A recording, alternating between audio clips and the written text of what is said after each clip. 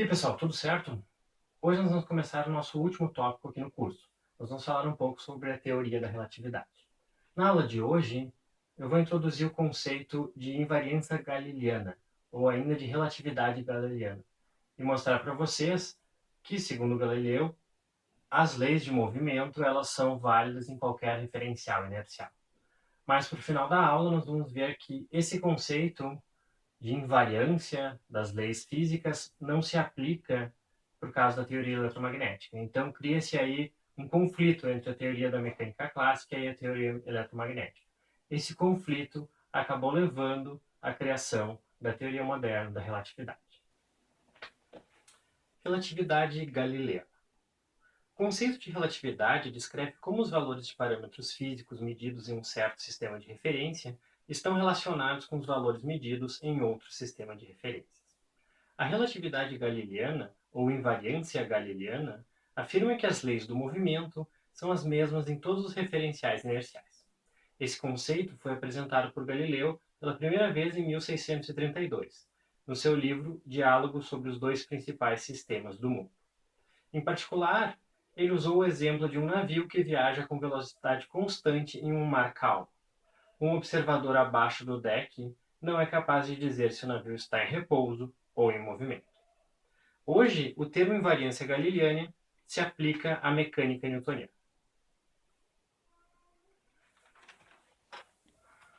Dentre os axiomas da mecânica newtoniana, nós podemos citar 1. Que existe um espaço absoluto, no qual as leis de Newton são verdadeiras. Chamamos de referencial inercial um sistema de referência que se move de modo uniforme em relação ao espaço absoluto. E 2. Todos os referenciais inerciais compartilham um tempo universal. Esses dois conceitos vão ser importantes para nós, agora que nós vamos mostrar que as leis de movimento de Newton, de fato, são invariantes frente a certas transformações de coordenadas. Então vamos lá. Nós vamos considerar dois referenciais inerciais. Um que vamos chamar de S e outro de S'. O referencial S' ele se move com uma velocidade constante em relação ao referencial S. E essa configuração vai estar ilustrada na figura aqui. Agora vamos supor que ocorre um certo evento em um determinado ponto no meu espaço.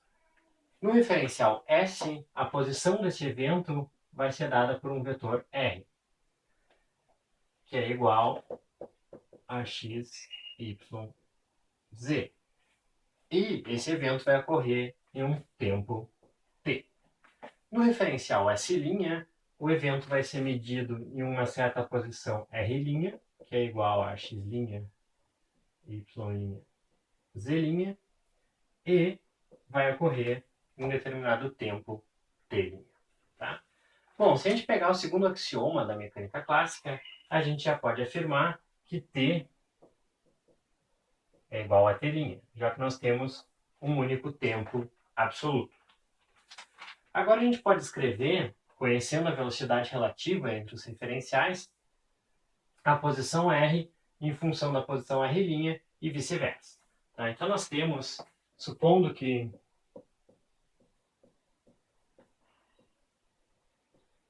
a velocidade relativa entre os referenciais R grande ponto é igual a um certo V0, eu tenho que a posição do evento R' vai ser igual à posição R menos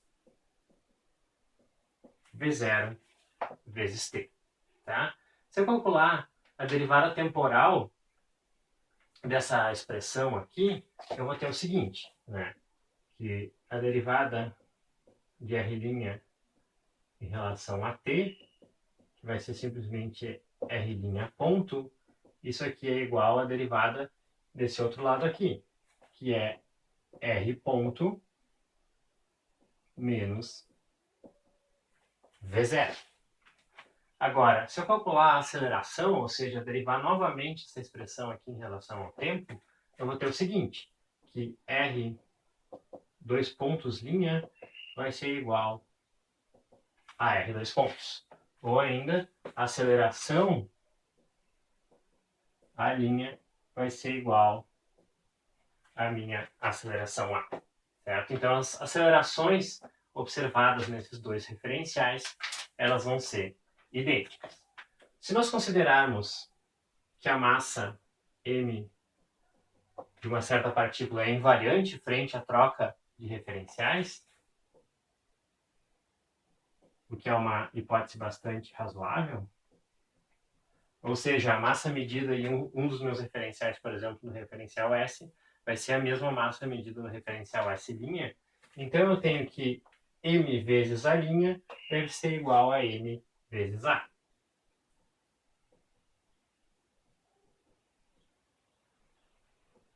E, portanto, eu tenho que a força F', que é medida no referencial S', deve ser igual à força F medida no referencial S.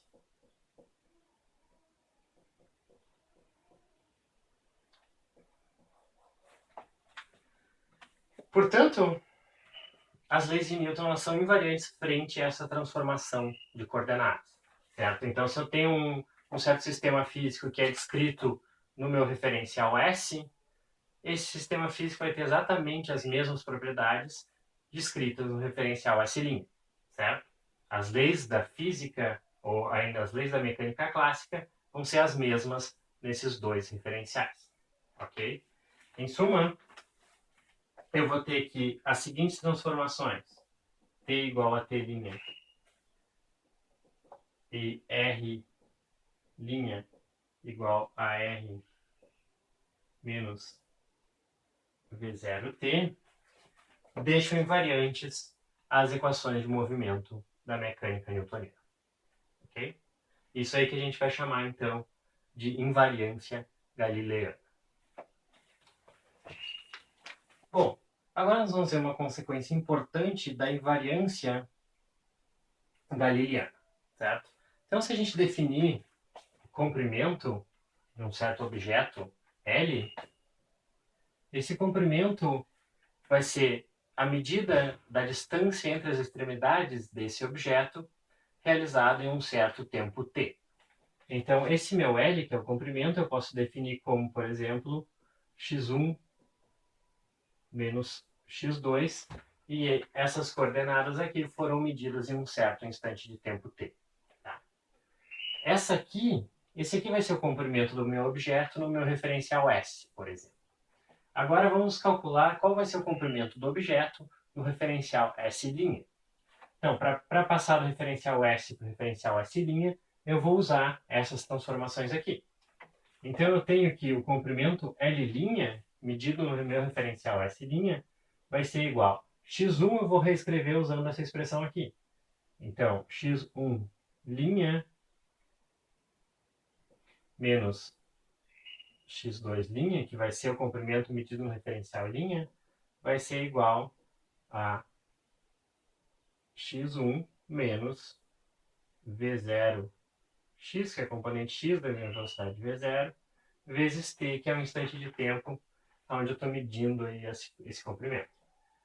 E o meu x2' vai ser então menos x2 mais v0x t.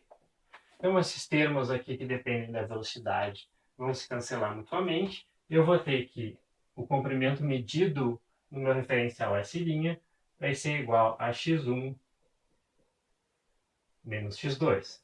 Portanto, esse comprimento é igual ao medido no referencial S. Então, o comprimento de um certo objeto é um invariante frente a essas transformações de Galileu. E qualquer outra quantidade que dependa do comprimento também vai ser invariante. Então, o volume de um objeto, por exemplo, vai ser invariante, a área de um objeto também vai ser invariante. E esse resultado é um resultado importante. Bom, agora vamos ver como ficam as taxas de variação em diferentes referenciais, ou seja, como os operadores derivada, total e parcial vão se transformar frente a essas transformações de Galileu. Tá. Primeira coisa que a gente vai notar é a questão do tempo ser absoluto. Tá? Então, como tempo é absoluto na mecânica clássica,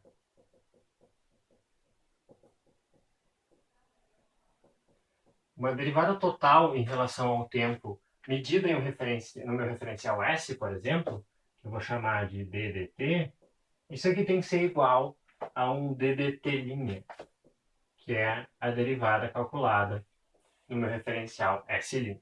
Tá? Então esse aqui é o primeiro resultado que a gente vai guardar. A derivada total de uma certa quantidade em relação ao tempo medida no referencial S ou no referencial S' deve ser igual. Bom, então vamos ver agora como ficam as derivadas parciais. Tá? Para isso eu vou supor que eu tenho uma certa função f, que é a função das coordenadas medidas no referencial S. Então essa função f depende de x, y, z e t. E o que eu quero fazer é transportar essa função aqui para um outro referencial. E para isso eu vou usar relações entre as coordenadas no referencial que eu estou e as coordenadas nesse outro referencial. Então eu vou ter uma série de transformações que vão me dizer como escrever x como uma função de x', y', z' e t', e essas aqui vão ser as coordenadas medidas nesse outro referencial. Analogamente, eu vou ter uma transformação que me diz como escrever y em função dessas outras coordenadas, e a mesma coisa para z.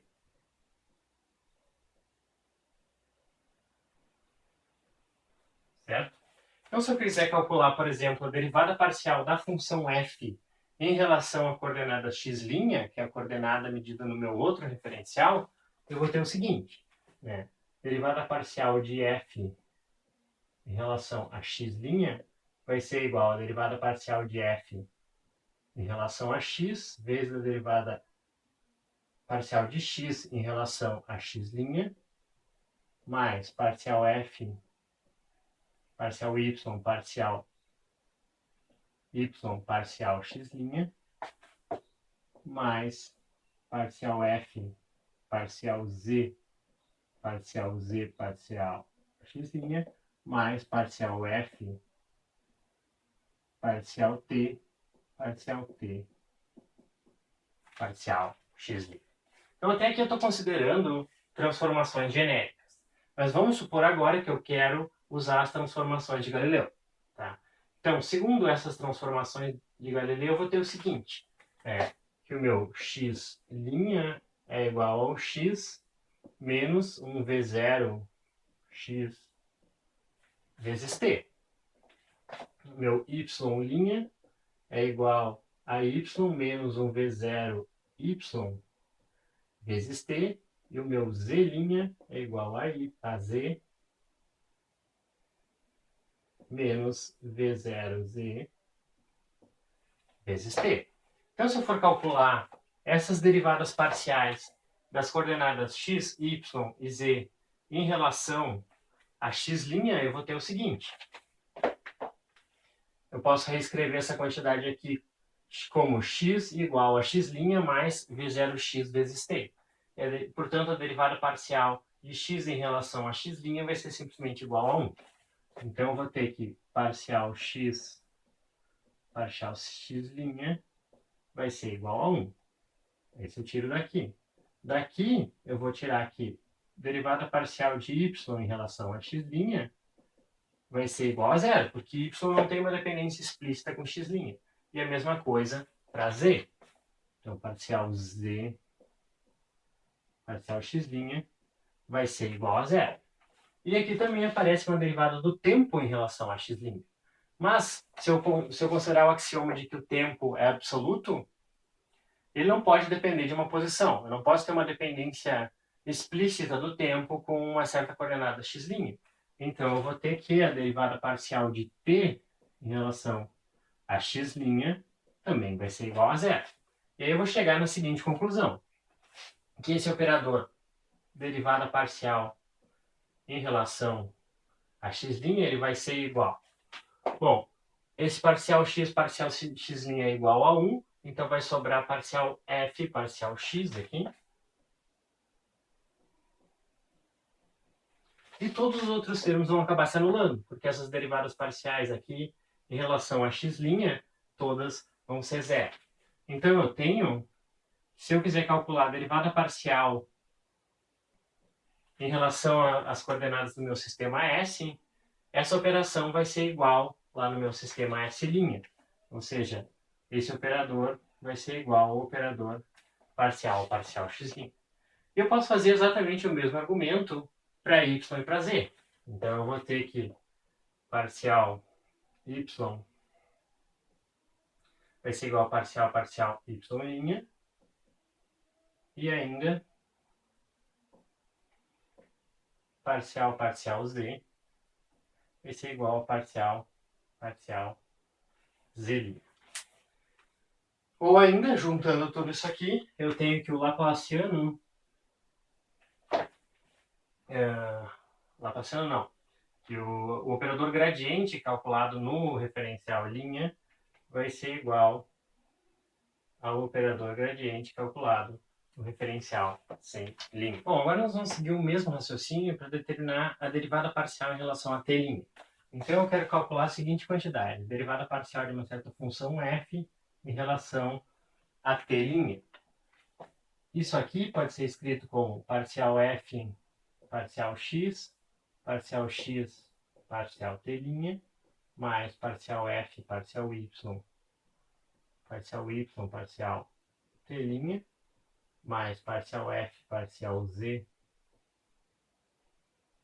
vezes parcial z parcial t', mais parcial f parcial t parcial t parcial t'. Agora, usando de novo essas transformações de Galileu aqui, considerando, né, que t' é igual a t, eu vou ter o seguinte: a derivada parcial de x em relação a t', isso aqui vai ser simplesmente igual a componente x da minha velocidade, tá? Que é igual a v0 x.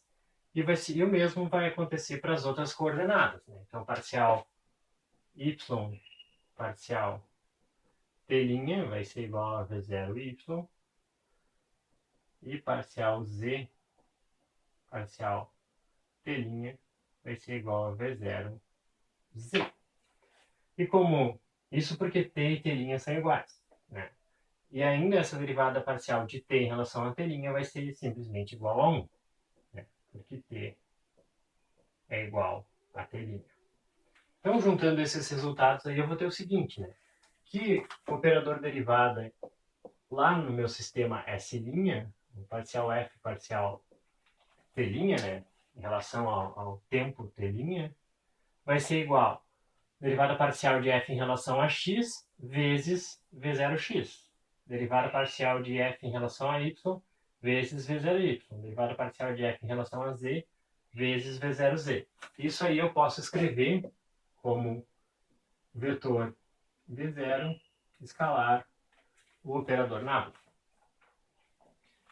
E me sobra aqui parcial f parcial t. Isso aqui é aplicado em f mais parcial f parcial t. Então, esse meu operador, derivada parcial em relação a t', ele vai ser igual a derivada parcial em relação a t mais v0 escalar o operador nada. Ok?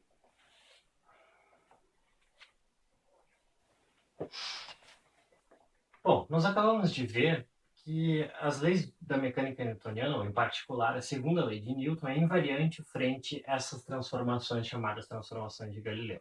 Então, quando eu saio de um referencial inercial e transporto meu problema para outro referencial inercial, as equações de movimento de Newton, a segunda lei de Newton, permanece inalterada. O que nós vamos fazer agora é ver o que acontece com o eletromagnetismo, ou ainda, o que acontece com as equações de Maxwell quando eu faço uma transformação de Galileu. Tá? Então vamos começar primeiro com o conceito do eletromagnetismo clássico, né? Que a carga ela é invariante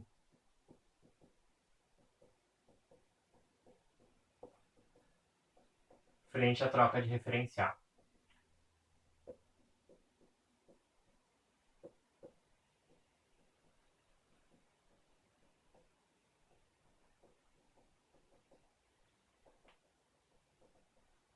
Portanto, se eu meço uma certa carga para uma partícula em um determinado referencial, inercial no caso, eu vou medir sempre a mesma carga para qualquer outro referencial inercial. Tá? Então, Q é invariante frente a esse tipo de transformação de Galileu. Agora, a gente pode definir uma densidade de carga, ou seja, uma certa quantidade de carga que se distribui em um certo volume. Né? Então, eu posso definir uma certa densidade de carga ρ como uma carga que se distribui em um certo volume. Tá? Esse volume aqui é um volume medido no referencial S, por exemplo. Tá? Isso vai definir a minha densidade de carga medida nesse referencial S. Agora, a gente viu que os comprimentos eles não são alterados frente a uma transformação de Galileu. Então, quando eu quiser fazer a transformação dessa densidade de carga para um outro referencial inercial, basicamente o que eu faria é modificar o volume, né? E calcular essa densidade de carga com uma razão entre a carga sobre um volume V', digamos assim, que é o volume medido nesse outro referencial. Mas esses volumes vão ser iguais. Então eu vou ter que a densidade de carga medida lá no meu referencial S' vai ser igual a Q sobre V', mas isso aqui é simplesmente igual a Q sobre V. Portanto, a densidade de carga vai ser invariante frente a uma transformação de Galileu. Certo? Bom, e como fica a densidade de corrente? Né? A densidade de corrente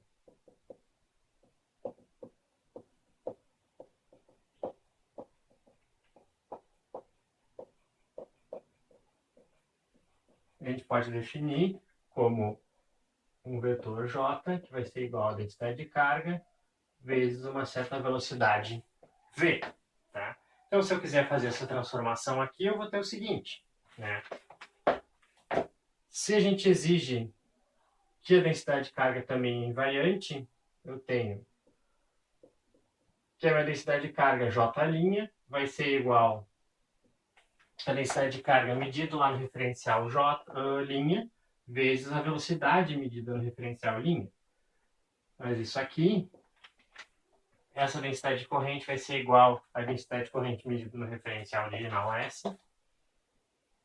E a minha velocidade V' vai ser simplesmente igual à velocidade V medida no referencial S, meu referencial original, menos V0. Sendo V0, então, a velocidade relativa entre os meus referenciais. Portanto, a densidade de corrente medida lá no referencial linha vai ser igual à densidade de corrente original, que é ρ vezes V, menos ρ vezes V0. Tá? Então, quando eu for fazer a transformação da densidade de corrente, eu preciso usar essa relação aqui. Ok? Bom, agora vamos olhar para as equações de Maxwell. Tá? Então, no SI, as equações de Maxwell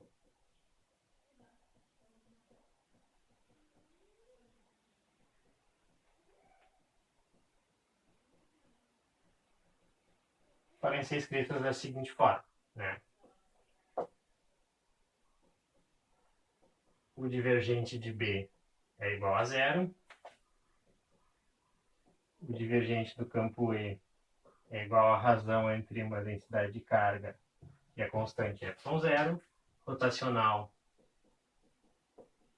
de E é igual a menos a derivada parcial do campo B em relação ao tempo. E rotacional do campo magnético B vai ser igual a μ0j mais 1 sobre c ao quadrado, derivada parcial do campo elétrico E em relação ao tempo. Certo? Então agora vamos ver o que acontece quando a gente faz uma transformação de Galileu nessas equações aqui.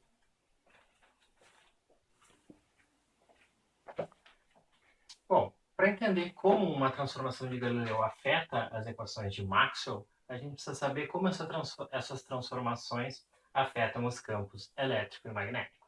Para fazer isso, a gente pode olhar para a força de Lorentz. Tá? Então, a força de Lorentz que atua sobre uma partícula de carga Q é dada por Q vezes E mais V, sendo V a velocidade dessa partícula, vetorial B. Então, por exemplo, no meu referencial S, eu vou medir essa quantidade aqui. Essa força F, que vai ser igual à carga da partícula medida nesse referencial, vezes o campo elétrico medido nesse referencial, mais a velocidade da partícula medida nesse referencial, produto vetorial com o campo magnético nesse referencial. Tá? Mas a gente viu que a força é invariante frente a uma transformação de Galileu.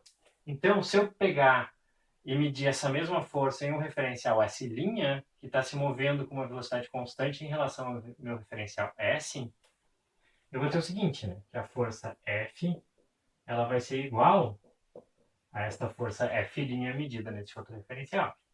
Além disso, a gente viu antes que um dos conceitos básicos do eletromagnetismo clássico é que a carga aqui também é invariante frente a qualquer transformação de referencial. Então, Q vai ser igual àquele.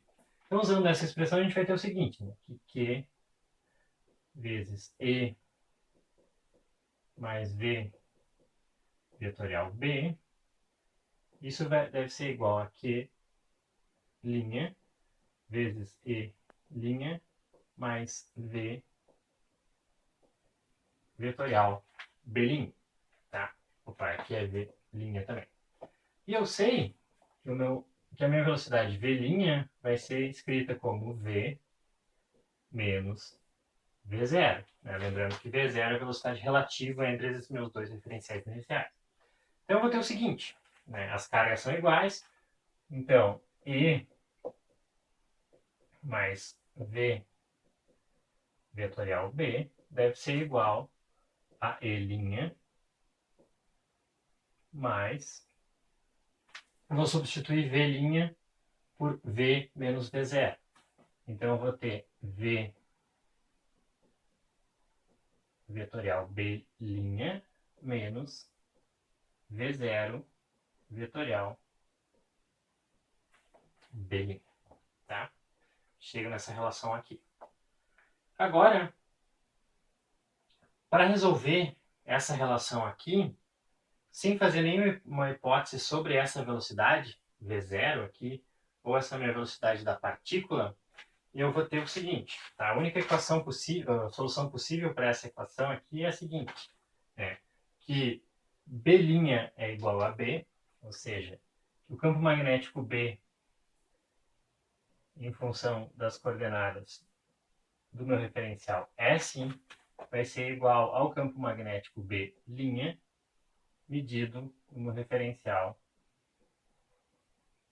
S'. E o campo elétrico E' de R' e T' vai ser igual ao campo elétrico medido no referencial S mais V0 vetorial B, medido também no meu referencial S. Então, a transformação de Galileu vai fazer essas modificações aqui com os meus campos elétrico e magnético. Aí agora a gente vai ver como essas transformações vão afetar as equações de Maxwell. Bom, recapitulando, nós usamos alguns axiomas da mecânica clássica. Em particular, nós estamos assumindo que existe um espaço absoluto e qualquer referencial que se move com velocidade constante em relação a esse espaço absoluto vai ser chamado de referencial inercial. Nesse referencial inercial, são válidas as leis de Newton.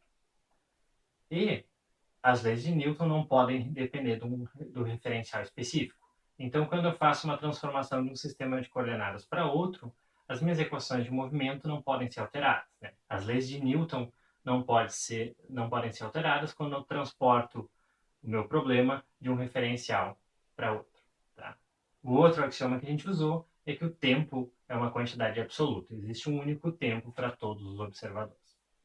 Bom, essas transformações de Galileu aqui, elas estão então intimamente relacionadas lá com a mecânica clássica. Elas, de certa forma, podem ser derivadas da mecânica clássica. E para que eu tenha uma coerência entre a teoria da mecânica clássica e a teoria clássica eletromagnética, eu preciso que as equações de Maxwell, que definem lá o comportamento dos campos elétricos e magnéticos, elas também sejam invariantes frente às transformações de Galileu. E o que a gente quer fazer agora é verificar se isso de fato é verdade. Então, vamos começar aqui com a lei de Gauss para o magnetismo, né? Nossa equação 1 aqui. Se ela for invariante, eu vou ter que o operador, o divergente do campo magnético medido no meu referencial S' vai ser igual ao divergente medido no meu referencial S. Tá? Então vamos ver como fica essa quantidade aqui. Tá? Vamos começar então com nossa equação 1. Então, o gradiente linha do campo magnético linha vai ser igual. Se a gente olhar para a nossa tabela de transformações, eu sei que esse operador aqui ele é invariante frente a uma transformação de Galileu. Então, quando eu troco do referencial S para o referencial S', ele permanece inalterado. E o mesmo vai acontecer com o meu campo magnético. Portanto, essa quantidade aqui vai ser igual ao divergente do campo B, escrito em relação ao meu sistema de coordenadas S. Então, essa minha primeira equação aqui, ela é invariante frente a uma transformação de Galileu. Então vamos para a próxima. Vamos ver o que eu coloquei aqui, lei de Faraday. Tá? Então, nossa equação 2. Vou fazer a mesma coisa. Eu vou começar no referencial linha e vou usar essas transformações e tentar chegar na mesma equação no meu referencial sem linha. Tá? Então, eu tenho lá que o rotacional linha do meu campo E' mais a derivada parcial do campo B' em relação a T', isso aqui deve ser igual a zero. Tá? Então vamos lá, esse operador aqui permanece inalterado. O meu campo E' pode ser escrito dessa forma em relação às coordenadas do referencial S. Então eu vou ter rotacional do campo E mais rotacional do produto vetorial de V0 e do campo magnético B. Esse é o meu primeiro termo aqui. E a derivada parcial em relação a T' vai ser dada por essa expressão aqui. O campo B' ele vai ser o mesmo. B' igual a B. Então eu tenho mais derivada parcial de B em relação a T mais V0 escalar gradiente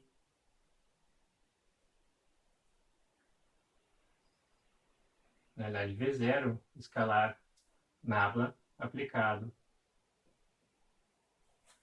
em B. Certo? Então essa é a quantidade aqui que eu preciso calcular. Bueno, então nós vamos ter o seguinte. Abrindo isso... Opa! Não, é isso aí mesmo. Tudo isso aqui vai ser igual a zero. Tá? Então eu posso juntar esse termo aqui com esse aqui para reproduzir a minha mesma expressão. Tá? Então eu vou ter rotacional do campo E mais derivada parcial de B em relação a T. Tá? Simplesmente um T aqui. Mais essa quantidade aqui. Ó. Rotacional de V0 produto vetorial com B mais esse produto escalar de V0 com o operador nabla vezes o meu vetor B. Isso aqui tem que ser igual a zero. Tá? Agora, se eu abrir esse rotacional aqui, rotacional de V0 produto vetorial, desculpa, com B, isso aqui vai ser igual a V0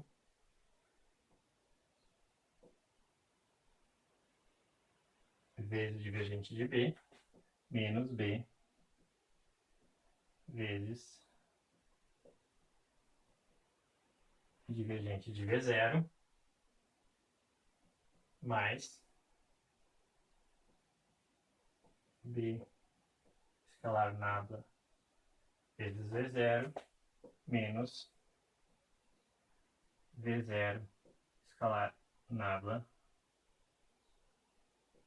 vezes B. Tá? Agora, esse V0 aqui é uma constante. Então, essa derivada aqui vai ser zero.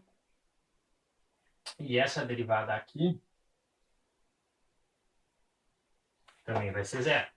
Tá? Então vai me sobrar essa quantidade aqui, V0 vezes o divergente de B, menos V0 escalar nabla vezes B. Mas o divergente de B é igual a zero. Então essa quantidade aqui também é zero. E isso aqui vai ser igual àquele termo lá. Portanto, eu vou ter que o rotacional linha do campo E' mais derivada parcial de B' em relação a T', isso aqui vai ser igual ao rotacional de E mais derivada parcial de B em relação a T, e, portanto, também é invariante. Certo? A lei de Faraday também vai ser invariante frente a uma transformação de Galileu. Bom, agora vamos ver como é que fica a lei de Gauss. Tá? Se ela for invariante frente a uma transformação de Galileu, eu tenho que essa quantidade aqui, né, o divergente de E' vai ser igual à densidade de carga medida lá no referencial linha, dividido por ε0. Ou ainda, que essa quantidade aqui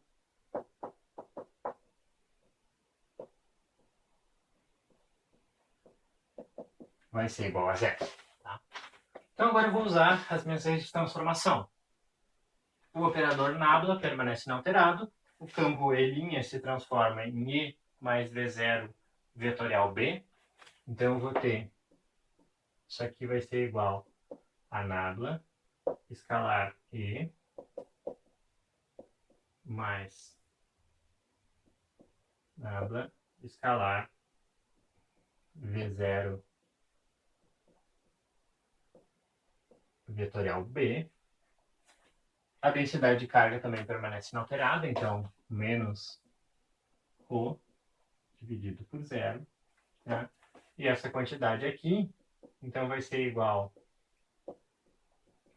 a E, divergente de E menos ρ sobre ε0, mais esse termo aqui. Agora, essa quantidade aqui, pelas minhas equações de Maxwell, né, eu sei que no referencial S, isso aqui vai ser igual a zero. Mas esse outro termo aqui só vai ser zero se esse produto vetorial aqui for zero. Né? Isso não vai acontecer para qualquer velocidade V0. Pode acontecer para algumas velocidades V0 específicas, mas não para uma velocidade qualquer. Então, em geral, essa quantidade aqui vai ser diferente de zero. E, portanto, a minha lei de Gauss não vai ser a mesma no referencial S'. Eu não vou ter uma equação que é invariante frente a uma transformação de Galileu. E aí eu começo a ter alguns problemas. Né? Quer dizer, isso é um indício de que as equações de Maxwell ou a teoria eletromagnética clássica não é compatível com a mecânica clássica. Certo? Bom, vamos ver agora como fica a lei de Ampère, né? Nossa quarta equação aqui. Tá? Então, se ela for invariante frente a uma transformação de Galileu, eu vou ter que a seguinte quantidade vai ser igual a zero. Né? O rotacional linha do campo B' menos μ0 J' menos 1 sobre C quadrado, derivada parcial de E' em relação a T'. Então, eu quero verificar se essa quantidade aqui é igual a zero ou não. Se ela for igual a zero, significa que essa minha equação aqui é invariante frente a uma transformação de Galileu. Então vamos lá. O operador nábula permanece inalterado, o campo B' também, então esse primeiro termo vai ficar igual. Tá? Então essa quantidade vai ser igual a isso aqui. Menos μ0 é uma constante, permanece inalterada. A densidade de corrente vai se transformar de acordo com essa expressão, então menos μ0 J menos ρ V0 menos 1 sobre C ao quadrado. O campo E' vai se transformar de acordo com essa expressão e a derivada parcial em relação a T' vai se transformar de acordo com essa expressão aqui. Então eu vou ter o seguinte. Aqui 1 sobre C quadrado. Vou abrir chaves aqui. Derivada parcial de E em relação a T. Mais derivada parcial em relação a T da quantidade V0 vetorial B mais V0 nábula vezes E mais V0 nábula vezes V0 vetorial B. Tá? Então, cheguei nessa expressão. Aí eu posso reescrever isso aqui, então, tá? E eu quero que... Eu vou separar, na realidade, o que seria a minha lei de Ampère, tá? No referencial S e ver o que sobra aí. Tá? Então, eu preciso desse termo aqui e desse primeiro termo aqui. Tá? Então, eu vou ter que essa quantidade aqui vai ser igual ao rotacional de B menos μ0 J menos 1 sobre C ao quadrado, derivada parcial de E em relação a T. E essa quantidade aqui, eu sei que vai ser igual a zero. Aqui. Tá? Mas aí me sobra vários termos, né? Eu vou ter mais um termo μ0 ρ V0 menos 1 sobre C ao quadrado, V0 nábula vezes E menos V0 sobre C ao quadrado, vetorial, essa quantidade aqui.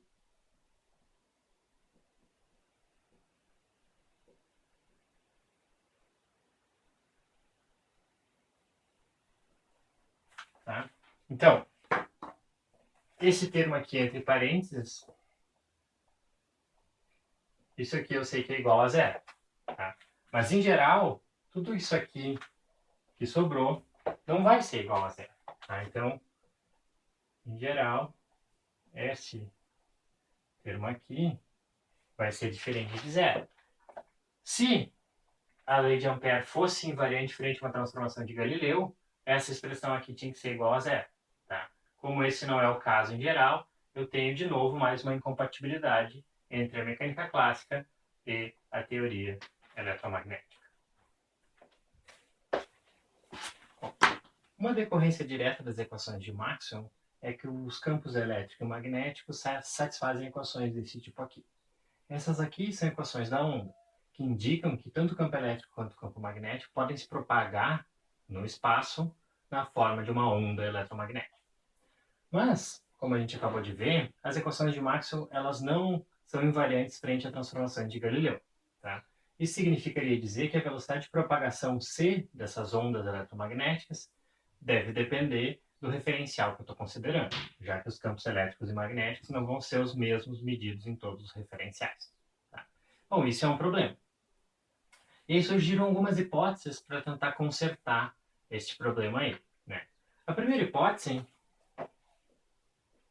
vamos colocar aqui, é que a teoria eletromagnética está errada. Né? Então, teoria eletromagnética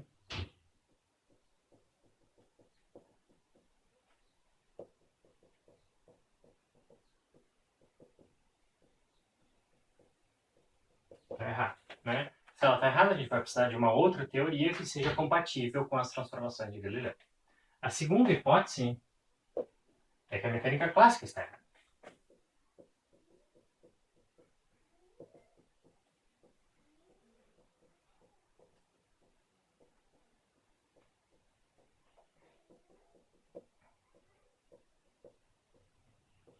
Certo? Então, nesse caso, eu precisaria encontrar uma outra teoria que explicasse o movimento dos corpos e que não exigisse que as equações de Maxwell sejam invariantes frente àquelas transformações de Galileu.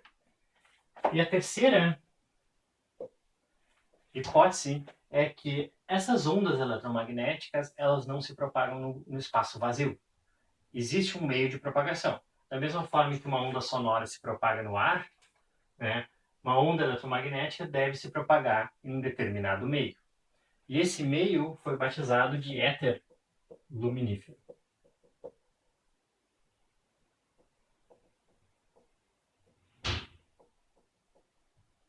E aí a explicação para o fato das equações de Maxwell não serem invariantes frente às transformações de Galileu é que existe um referencial preferencial. O referencial preferencial no qual o meio de propagação, ou seja, o éter luminífero, está em repouso. E eu não posso considerar o comportamento dos campos elétricos e magnéticos como sendo o mesmo em outros referenciais que se movem em relação a esse aqui do éter luminífero. Se a gente analisar essa questão do ponto de vista histórico, a gente vai ver que essa primeira hipótese era muito radical, né? Já naquela época, logo que surgiu a teoria eletromagnética, que ela foi colocada nessa forma final pelo Maxwell, existiam várias evidências que ela estava correta. Tá? Então, seria um pouco imprudente a gente começar a simplesmente procurar uma nova teoria e negar todos os resultados positivos da teoria eletromagnética clássica. O mesmo vale para a mecânica clássica, né? É uma teoria que já existia há ainda mais tempo e que possui uma grande quantidade de resultados positivos, né? que é verificada em uma série de situações. Né? Então, muitos cientistas assumiram essa terceira hipótese, a existência desse éter luminífero. Depois ficou claro que o éter não existe, né? E, de fato, a mecânica clássica não está correta. Né? Ela vai ser um caso particular que vai funcionar em determinadas condições, mas que não vai explicar o comportamento de todas as situações. E é aí que surge a teoria da relatividade. No fim, o eletromagnetismo estava correto e era a teoria clássica que precisava ser remodelada para acomodar essa aparente discrepância aqui, certo?